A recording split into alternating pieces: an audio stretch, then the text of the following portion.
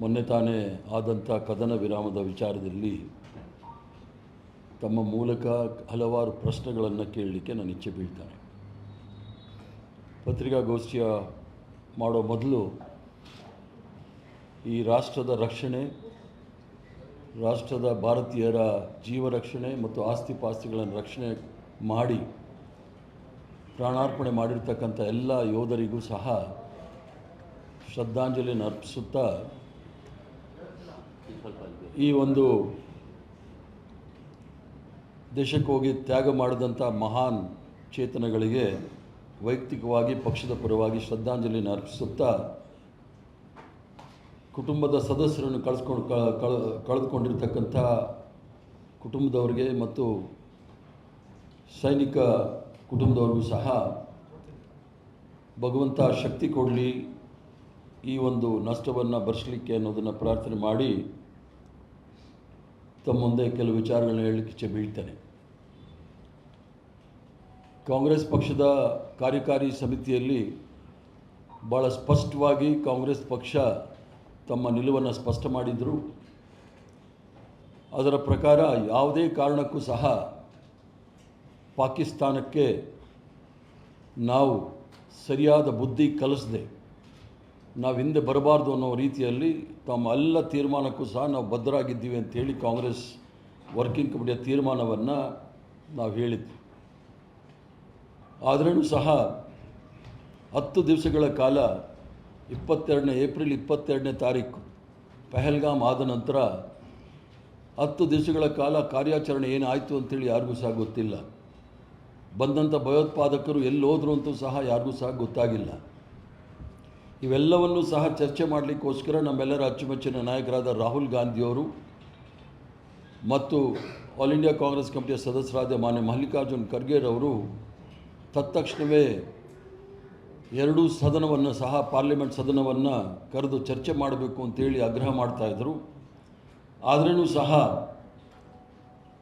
ಈ ಒಂದು ಸದನವನ್ನು ಕರೀಲಿಕ್ಕೆ ಯಾವುದೇ ಒಂದು ಕ್ರಮವನ್ನು ತೆಗೆದುಕೊಳ್ಳಲಿಲ್ಲ.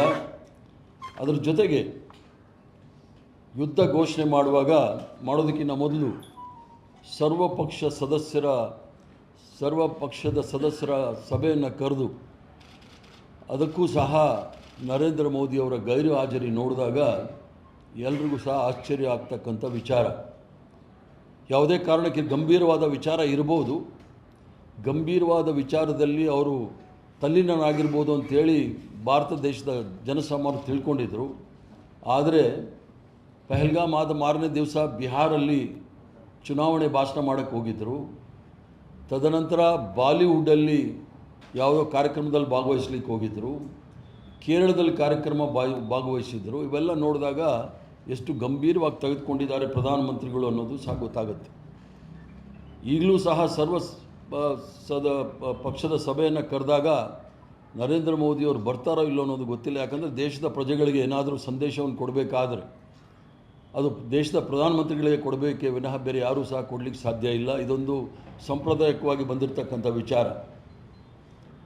ಮೊನ್ನೆ ನಡೆದಂಥ ವಿಚಾರದಲ್ಲಿ ಕದನ ವಿರಾಮವನ್ನು ಘೋಷಣೆ ಮಾಡಿದ್ರು. 1992ನೇ ಇಸ್ವಿ ಜುಲೈ 2ನೇ ತಾರೀಕು ನಮ್ಮೆಲ್ಲರ ಅಚ್ಚುಮೆಚ್ಚಿನ ನಾಯಕಿ ದಿವಂಗತ ಇಂದಿರಾ ಗಾಂಧಿಯವರು ಪಾಕಿಸ್ತಾನದ ಪ್ರಧಾನಮಂತ್ರಿ ಭೂಟೋ ಅವರ ಜೊತೆ ಶಿಮ್ಲಾ ಅಗ್ರಿಮೆಂಟನ್ನು ಮಾಡಿದರು. ಶಿಮ್ಲಾ ಅಗ್ರಿಮೆಂಟ್ ಪ್ರಕಾರ ಯಾವುದೇ ಸಂದರ್ಭದಲ್ಲಿ ಮೂರನೇ ರಾಷ್ಟ್ರ ಅಥವಾ ಮೂರನೇ ಸಂಸ್ಥೆ ಭಾರತ ಮತ್ತು ಪಾಕಿಸ್ತಾನದ ನಡುವೆ ಇರತಕ್ಕಂಥ ಯಾವುದೇ ರೀತಿಯ ಸಮಸ್ಯೆಗಳಿಗೆ ಬಗೆಹರಿಸಲಿಕ್ಕೆ ತಲೆ ಹಾಕಬಾರ್ದು ಅನ್ನೋದನ್ನು ಎರಡೂ ದೇಶದವರು ಸಹ ಒಂದು ಒಪ್ಪಂದವನ್ನು ಮಾಡಿಕೊಂಡು, ಅದಕ್ಕೆ ನಾವು 1977 ಶಿಮ್ಲಾ ಅಗ್ರಿಮೆಂಟ್ ಅಂತ ಹೇಳ್ತೀವಿ. ಇವೆಲ್ಲವನ್ನೂ ಸಹ ಗಾಳಿಗೆ ತೂರಿ ಏಕಾಏಕಿ ನಮ್ಮ ರಾಷ್ಟ್ರದ ಸೈನಿಕ ಬಲ ಸಂಪೂರ್ಣವಾಗಿ ನಿಯಂತ್ರಣದಲ್ಲಿ ಇಟ್ಕೊಂಡು ಪಾಕಿಸ್ತಾನದ ಮೇಲೆ ಹಲ್ಲೆ ಮಾಡೋ ಸಂದರ್ಭದಲ್ಲಿ ಅಮೇರಿಕ ದೇಶದ ಅಧ್ಯಕ್ಷರು ಡೊನಾಲ್ಡ್ ಟ್ರಂಪ್ರವರು ನರೇಂದ್ರ ಮೋದಿಯವರ ಭಾಳ ಬೇಕಾಗಿರ್ತಕ್ಕಂಥ ಸ್ನೇಹಿತರು, ಅವರು ಏಕಾಏಕಿ ಕದನ ವಿರಾಮವನ್ನು ಘೋಷಣೆ ಮಾಡ್ತಾರೆ ಅವರ ಟ್ವಿಟರ್ ಮೂಲಕ. ಅಮೇರಿಕ ರಾಷ್ಟ್ರ ಪಾಕಿಸ್ತಾನದ director general of military operations ಅಂತೇನು ಹೇಳ್ತಾರೆ ಅವರಿಗೆ ತಮ್ಮ ನಿಲುವನ್ನು ತಿಳಿಸಿ ಅದನ್ನು ಅವರು ನಮ್ಮ ದೇಶದ DGM ಅಂದರೆ ಡೈರೆಕ್ಟರ್ ಜನರಲ್ ಮಿಲಿಟರಿ ಆಪರೇಷನ್ಸ್ಗೆ ತಿಳಿಸಿ ಕದನ ವಿರಾಮ ಮಾಡಬೇಕು ಅಂತೇಳಿ ಅಮೇರಿಕಾದವರ ನಿರ್ದೇಶನವನ್ನು ತೆಗೆದುಕೊಂಡಿರೋದನ್ನು ನೋಡಿದಾಗ ನಾವೆಲ್ಲೋ ಶಿಮ್ಲಾ ಒಪ್ಪಂದವನ್ನು ಮುರಿದಿದ್ದೀವಿ ಅಂತೇಳಿ ನನಗೆ ಅನಿಸುತ್ತೆ. ಆ ನಂತರ ಪಾಕಿಸ್ತಾನದ ಮಿಲಿಟರಿ ಆಪರೇಷನ್ಸ್ ಅಂದರೆ director general of military operations ಅವರು ಭಾರತ ದೇಶದ ಮಿಲಿಟರಿ ಆಪರೇಷನ್ಸ್ಗೆ ಹೇಳ್ತಕ್ಕಂಥದ್ದು ನೋಡಿದಾಗ ನಮ್ಮ ಸೈನಿಕರಿಗೆ ಅಪಮಾನ ಆಗಿದೆ ಅಂತ ಹೇಳಿದ್ರೆ ತಪ್ಪಾಗಲಾರ್ದು. ಟ್ರಂಪ್ ಅವರು ಘೋಷಣೆ ಮಾಡಿದ್ದು ಅವರ ಎಕ್ಸ್ ಅಕೌಂಟ್ ಮೂಲಕ ನಾವು ಎರಡೂ ರಾಷ್ಟ್ರದಲ್ಲೂ ಸಹ ಮಾತಾಡಿ ಈ ಒಂದು ತೀರ್ಮಾನಕ್ಕೆ ಬಂದಿದ್ದೀವಿ, ಕದನ ವಿರಾಮವನ್ನು ಘೋಷಣೆ ಮಾಡಿದ್ದಾರೆ ಅಂತೇಳಿ ಅವ್ರು ಹೇಳ್ತಾರೆ. ತದನಂತರ ಭಾರತ ದೇಶದ ಫಾರಿನ್ ಸೆಕ್ರೆಟರಿ ಅವರು ಸಹ ಆ ಟ್ವೀಟನ್ನು ನೋಡಿ ಅವರೂ ಸಹ ಒಂದು ಹೇಳಿಕೆಯನ್ನು ಕೊಡ್ತಾರೆ. ಆ ಮಾಧ್ಯಮದವ್ರಿಗೆ ಹೇಳಿಕೆ ಕೊಡ್ತಾರೆ. ಅದರಲ್ಲೂ ಸಹ ಡೊನಾಲ್ಡ್ ಟ್ರಂಪ್ರವರ ತೀರ್ಮಾನವನ್ನು ಅವ್ರು ಹೇಳ್ತಾರೆ. ಇದಕ್ಕಿಂತ ಸ್ಪಷ್ಟವಾದ ಉತ್ತರ ಯಾರಿಗೂ ಬೇಕಾಗಿಲ್ಲ. ಮೂರನೇ ರಾಷ್ಟ್ರ ಅಥವಾ ಮೂರ ಸಂಸ್ಥೆಗಳು ನಮ್ಮ ರಾಷ್ಟ್ರದ ಎರಡು ರಾಷ್ಟ್ರದ ಮಧ್ಯೆ ಸಮಸ್ಯೆಗಳಿಗೆ ತಲೆ ಹಾಕಬಾರ್ದು ಅನ್ನೋ ವಿಚಾರದಲ್ಲಿ ನಾವು ಸಂಪೂರ್ಣವಾಗಿ ಶರಣರಾಗಿದ್ದೀವಿ ಅಂತ ಹೇಳಿದ್ರೆ ತಪ್ಪಾಗಲಾರದು.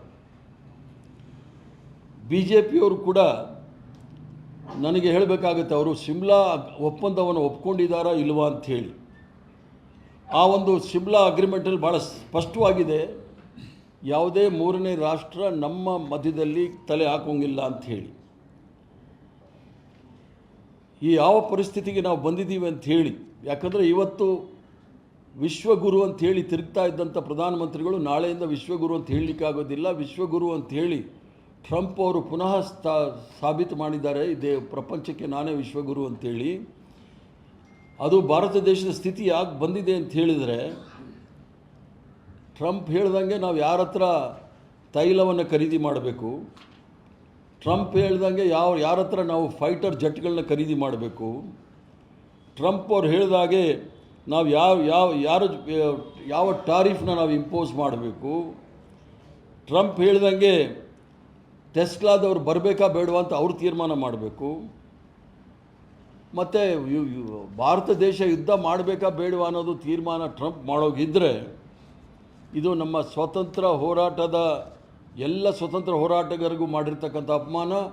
ಅದಲ್ಲದೆ ನಮ್ಮ ಸೈನಿಕ ಬಲದವ್ರಿಗೂ ಸಹ ಅವ್ರಿಗೆ ಕುಂದತಕ್ಕಂಥ ಕೆಲಸ ಮಾಡ್ತಕ್ಕಂಥ ಕೆಲಸ.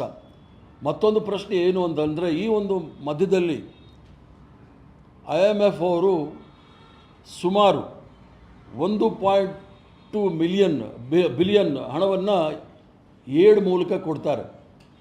IMFನ ಅದನ್ನು ನಿಲ್ಲಿಸ್ಲಿಕ್ಕೂ ಸಹ ನಮ್ಮ ಕೈಯಲ್ಲಿ ಆಗಲಿಲ್ಲ. ಯಾಕೆ ಅದಕ್ಕೆ ಇವರು ಗೈರಾಜರಾದರು ಅನ್ನೋದನ್ನು ಸಹ ಅವ್ರು ಹೇಳಬೇಕಾಗತ್ತೆ. IMFಲ್ಲಿ ಮೊದಲು ನಮ್ಮ ಜೊತೆ ಇದ್ದವರು, ಸಾಂಪ್ರದಾಯಿಕವಾಗಿ ನಮ್ಮ ಜೊತೆ ಇದ್ದವರು ಸೌದಿ ಅರೇಬಿಯಾ, ಟರ್ಕಿ, ಇರಾನ್ ಇವೆಲ್ಲರೂ ಸಹ ನ್ಯೂಟ್ರಲ್ ಆಗಿದ್ದಂತ ನೋಡಿದಾಗ ನಾವೆಲ್ಲೋ ನಮ್ಮ ನಾಯಕತ್ವವನ್ನು ಕಳೆದಿದ್ದೀವಿ ಅಂತ ಆಗಿದೆ. ಅದರಿಂದ IMFಲ್ಲಿ ನಾವೇನು ಮಾಡಿದ್ದೀವಿ ಅನ್ನೋದು ಸಹ ಅವ್ರು ಹೇಳಬೇಕಾಗತ್ತೆ. ಅದಲ್ಲದೆ ಮತ್ತೊಂದು ಉದಾಹರಣೆ ಏನು ಅಂದರೆ, ಅಮೇರಿಕಾದ ಮಾರ್ಕೋ ರುಬಿಯೋ ಸೆಕ್ರೆಟರಿ ಸ್ಟೇಟ್ಸ್ ಅಂತ ಹೇಳ್ತಾರೆ. ಅದರ ಜೊತೆಗೆ ನಮ್ಮ ಅಮೇರಿಕಾದ ಉಪಾಧ್ಯಕ್ಷರು JD ವ್ಯಾನ್ಸ್ರವರು ಒಂದು ಹೇಳಿಕೆ ಕೊಡ್ತಾರೆ. 48 ಗಂಟೆಗಳ ಕಾಲ ನಾವು ನಿರಂತರವಾಗಿ ಪಾಕಿಸ್ತಾನ ಮತ್ತು ಇಂಡಿಯಾ ದೇಶದವ್ರಿಗೆ ಚರ್ಚೆ ಮಾಡಿ ಈ ಒಂದು ತೀರ್ಮಾನಕ್ಕೆ ಬರಲಿಕ್ಕೆ ಆಸ್ಪದ ಮಾಡಿಕೊಟ್ಟಿದ್ದೀವಿ, ಅದಕ್ಕೆ ನಮಗೆಲ್ಲ ಭಾಳ ಸಂತೋಷ ಅಂಥೇಳಿ. ಅವರು ನಮ್ಮ ದೇಶದ ಪ್ರಧಾನಮಂತ್ರಿ, ಪಾಕಿಸ್ತಾನದ ಪ್ರಧಾನಮಂತ್ರಿ ಆಗಿರ್ತಕ್ಕಂಥ ಶಹಬಾಜ್ ಶರೀಫ್ರವರು, ಅಲ್ಲಿರ್ತಕ್ಕಂಥ ಮಿಲಿಟ್ರಿ ಕಮಾಂಡರ್ ಅಸೀಮ್ ಮುನೀರ್ ಅವರು, ಮತ್ತು ಅಸೀಮ್ ಮುನೀರ್ ಅವರು ಫಾರಿನ್ ಸೆಕ್ರೆಟರಿ, ಮತ್ತು ನಮ್ಮಲ್ಲಿರ್ತಕ್ಕಂಥ ಫಾರಿನ್ ಸೆಕ್ರೆಟರಿ ಜೈಶಂಕರ್ ಅವರು, ಇವ್ರ ಜೊತೆ ನಿರಂತರವಾಗಿ ಮಾತಾಡಿ ನಾವು ಈ ತೀರ್ಮಾನಕ್ಕೆ ಬಂದಿದ್ದೀವಿ ಅಂತ ಹೇಳಿದಾಗ ನಾವು ಯಾವ ಮಟ್ಟದಲ್ಲಿ ಈ ದೇಶದ ಗೌರವವನ್ನು ಕಾಪಾಡಿದ್ದೀವಿ ಅಂತೇಳಿ ಪ್ರಧಾನಮಂತ್ರಿಗಳು ಹೇಳಬೇಕು.